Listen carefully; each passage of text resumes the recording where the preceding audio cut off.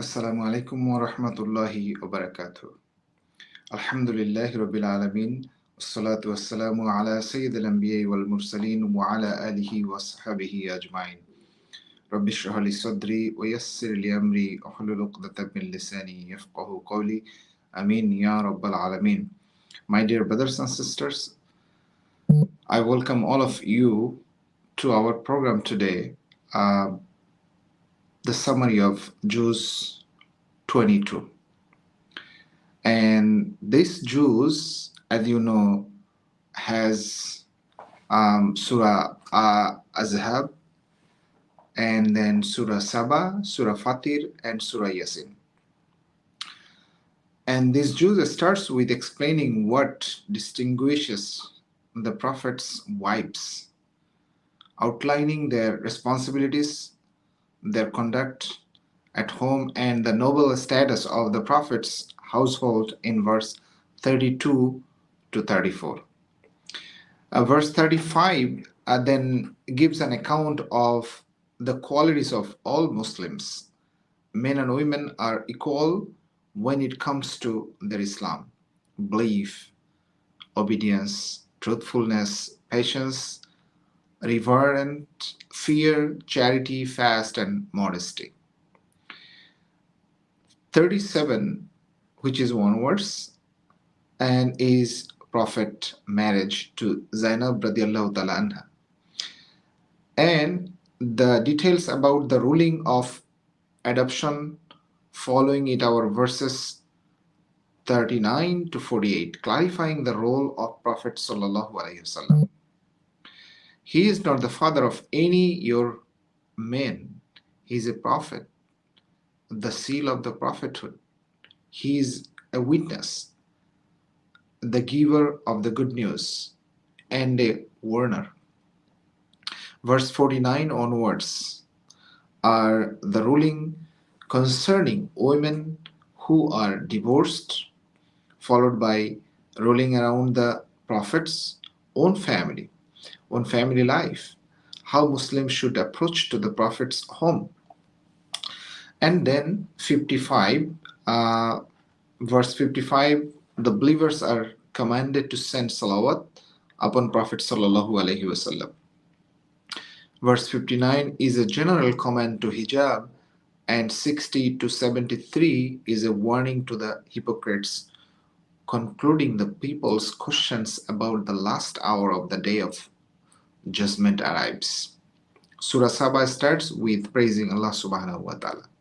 Then speaking of the grateful servants, Allah Subhanahu O'tala, and how He favored them, such as Dawood alayhi salam, when the mountains and the birds were commanded to sing with him, how the iron was made soft for him.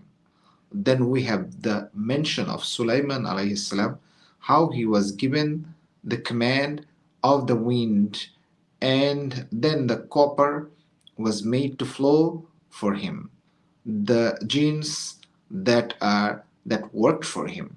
Then followed by a discussion of the death in verse 14.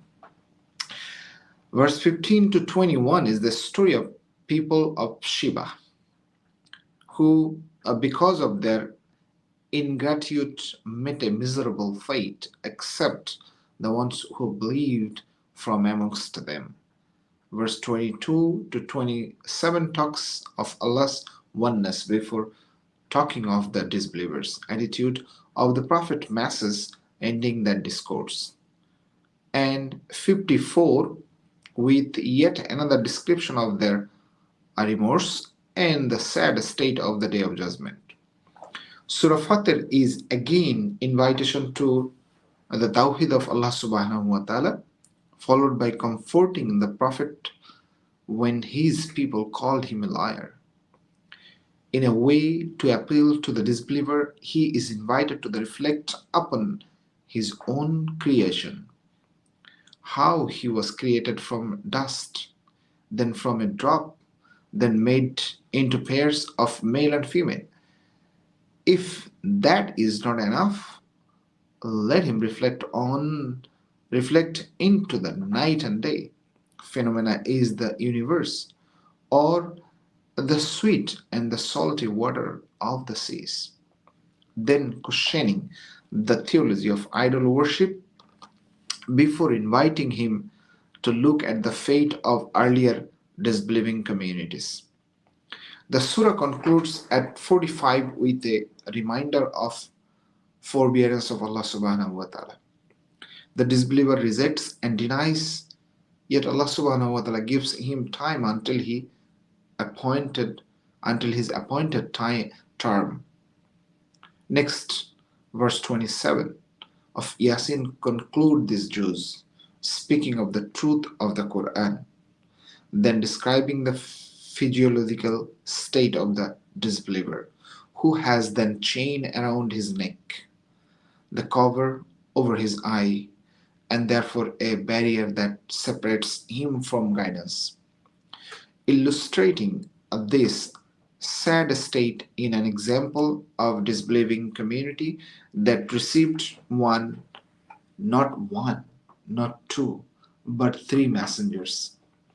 Still they disbelieved ex- except one. Brothers and sisters, this was the summary of Juz 22. Inshallah, I believe it will help for you to understand a little bit. And if you wanted to know more about it, you can open any tafsir and read from it, understand it, implement in your own life, and go from there. Inshallah, tomorrow I'll see you with verse 23 summary in that same time. Inshallah ta'ala. Jazakallahu khairan. Assalamu alaikum wa rahmatullahi wa barakatuh.